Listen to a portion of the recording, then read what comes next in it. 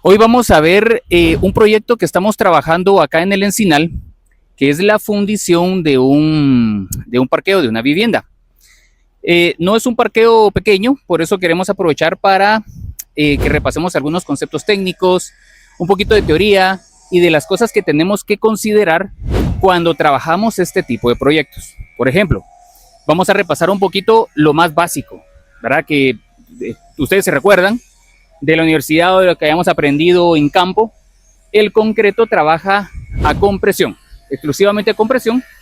Sí hay concretos diseñados con módulo de rotura que son mejor, que resisten mejor algunos esfuerzos de flexión, pero vayámonos a lo simple ahorita. Recordemos que el concreto trabaja a compresión, y si trabaja a compresión y no puede soportar esfuerzos de flexión, tenemos que tener una base suficientemente consolidada para que no se vaya a deformar. Así que vamos a ver estos temitas en este proyecto, pero vamos a ver por dónde nos escurrimos por aquí y luego seguimos viendo el tema.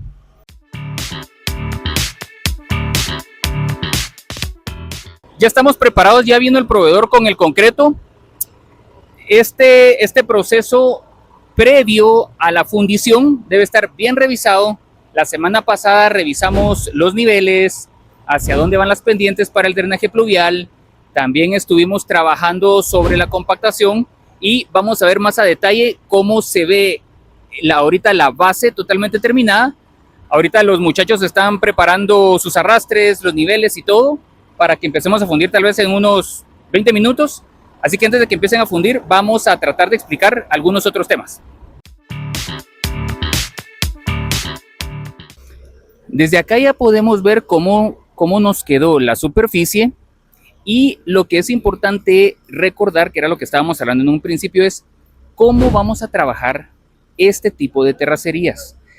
Estas superficies deben de tener una resistencia suficiente para que el concreto no se vaya a romper. ¿Y cuáles son esos parámetros? ¿Qué hacemos aquí? Tenemos un cliente que nos contrata para este tipo de proyecto, y cómo lo vamos a trabajar. ¿Qué tipo de base? ¿Cómo la vamos a consolidar?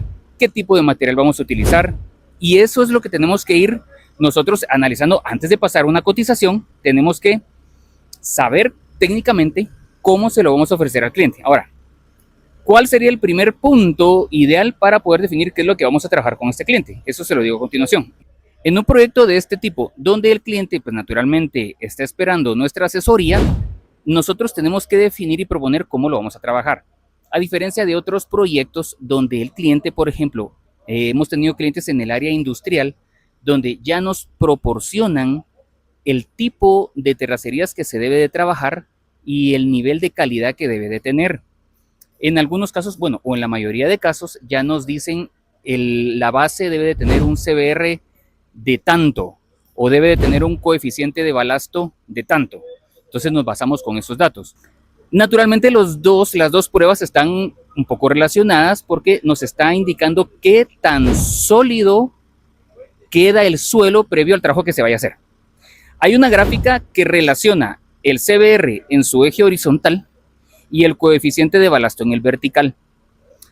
Intuitivamente, mientras mayor es el valor de CBR, también mayor es el valor de coeficiente de balasto. No vamos a entrar en detalles muy teóricos, ¿verdad? O de aula de universidad, pero sí es importante que tengamos claro eso, porque las bases mal trabajadas son las que ocasionan después un hundimiento en los pavimentos, y luego hay que hacer reparaciones, vienen los reprocesos, viene el sobrecosto, y si uno le está dando las garantías al cliente, debe funcionar bien para que no tengamos que regresar dentro de medio año a reparar algo que se quebró, que no funcionó.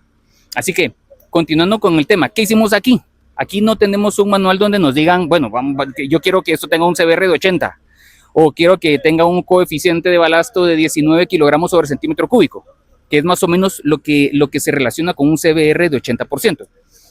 Lo que hacemos acá, en este caso, es, en base a la experiencia, venir y pensar, bueno, vamos a trabajar una base común, como lo dice el libro azul, que todos lo conocemos como el libro azul. Es el Manual de Especificaciones Técnicas para la Construcción de Puentes y Carreteras de Guatemala. Ahí nosotros tenemos que hay bases, subbases comunes, y también tenemos subbases y bases granulares. por un tema de costo, para ser competitivos. ¿Qué podemos ofrecer al cliente acá? Que tenemos bastante área. Estamos hablando que tenemos más o menos unos 150, 160 metros cuadrados de pavimento. No es un pedacito de 4x4, 5x5. Entonces tenemos que pensar bien cómo lo vamos a hacer. Sobre todo que, como pueden observar, hay una pendiente bastante pronunciada que nos ha generado pues ahí un desafío, porque hay que pensar bien en las pendientes y por dónde va a correr todo la escorrentía pluvial, y que esto, bueno, funcione bien. Entonces, ¿qué le vamos a proponer al cliente aquí? Vamos a trabajar, bueno, ¿qué es lo que se trabajó? Una base compactada con material selecto, pero la vamos a mejorar con cemento por dos razones. Y aquí viene el tema que les estaba platicando de por cómo le podemos hacer para garantizar este tipo de trabajos. Regresando al punto anterior, donde el cliente ya nos dice cómo lo quiere. Para tener un suelo con un CBR de 80 y un coeficiente de balasto de más o menos 20, 21, 22 kilogramos sobre centímetro cúbico, tiene que ser una mega base. O sea, tiene que ser un material selecto con un agregado de grava y con cemento, con una proporción de cemento. Solamente de esa forma vamos a poder llegar a ese estándar, a ese nivel. Claro, aquí no vamos a trabajar eso porque también es carísimo. Definitivamente que así de fuerte queda la base, pero que se va a utilizar para camiones de 35 toneladas o para camiones que pesan más de 15 a 20 toneladas, y es un tráfico promedio diario altísimo. Aquí vamos a tener un paso vehicular, así que no necesitamos eso. ¿Qué vamos a hacer? Entonces, agregarle cemento a la base. ¿Cuánto? ¿Cuánto le agregamos? Esa es la pregunta. ¿Qué es lo que tenemos que hacer? Es pensar en cuánto le vamos a agregar de cemento para que nuestro trabajo quede garantizado y que se proteja para dos cosas. Entonces, en este caso, lo que estamos haciendo es que le agregamos cemento con un doble propósito.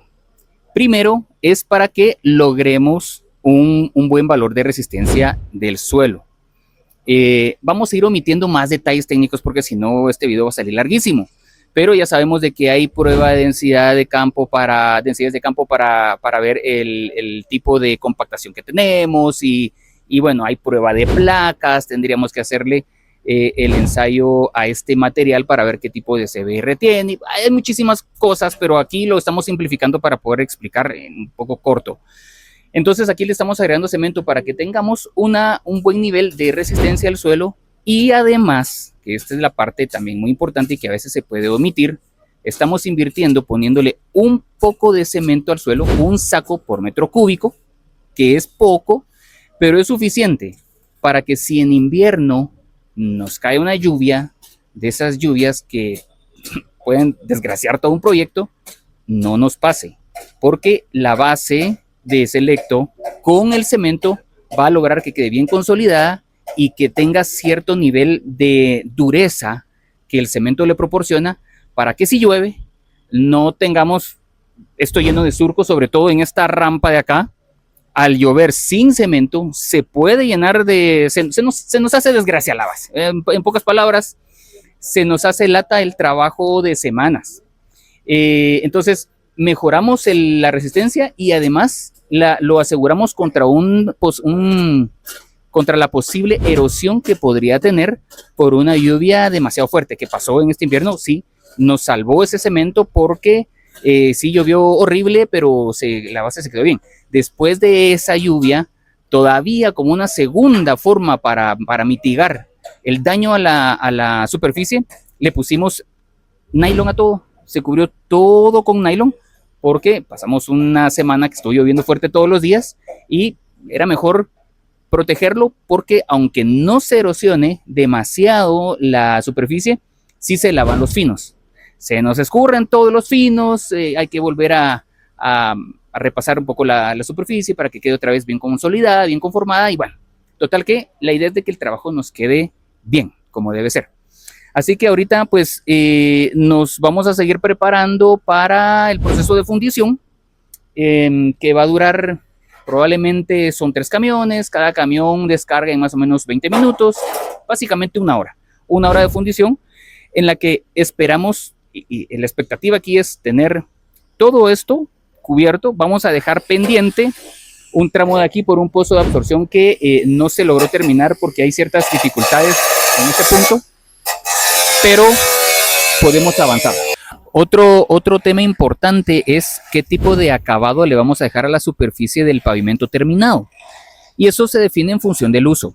Nuevamente, este es un tema vehicular, pero tenemos una superficie bastante plana en esta parte de acá. Y luego tenemos la rampa. Como este es un lugar muy boscoso y suele generarse bastante moho en la superficie por la humedad, los carros patinan, las llantas deslizan. Entonces, es importante que le podamos dejar al cliente una superficie que no vaya a ser motivo de estos deslizamientos. Así que toda la parte plana se va a quedar con un acabado remolineado fino. Esa es digamos, la descripción técnica o que podríamos poner en un catálogo de una cotización, en el catálogo de renglones con el que cotizamos el proyecto.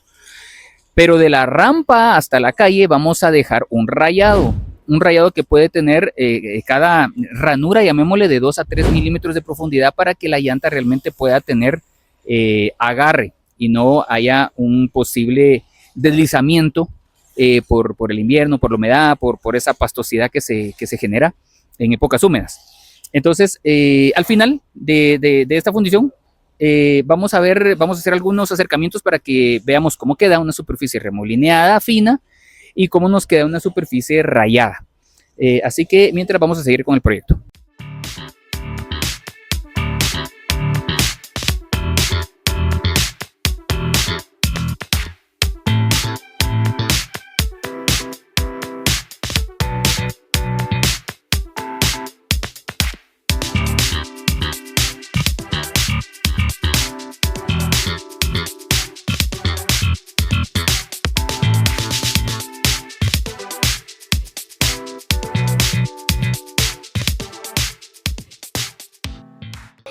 El trabajo ya está finalizado. Básicamente lo que nos queda pendiente es el diseño y corte para dejar las planchas de concreto y su aplicación de sello poliuretano al final. El corte de sisas se realiza el día siguiente. Esto se va a hacer mañana. Y el sello de poliuretano se hace hasta que el concreto haya alcanzado su fraguado a los 28 días. Es decir, hasta que el concreto ya no tenga ningún porcentaje de humedad y pues teóricamente pues se haya contraído lo que se debe contraer, ¿verdad? Así que mañana vamos a ver cómo queda el corte y posteriormente trabajamos el sello. Así que de momento tenemos el proyecto hasta acá. Vamos a ver también después en el siguiente video cómo quedó la superficie de la parte de arriba, que es el remolineado fino, y cómo nos quedó el rayado acá para temas de tener como decíamos anteriormente, para que las llantas tengan agarre en la subida. Así que solamente muchas gracias y nos vemos en el próximo video.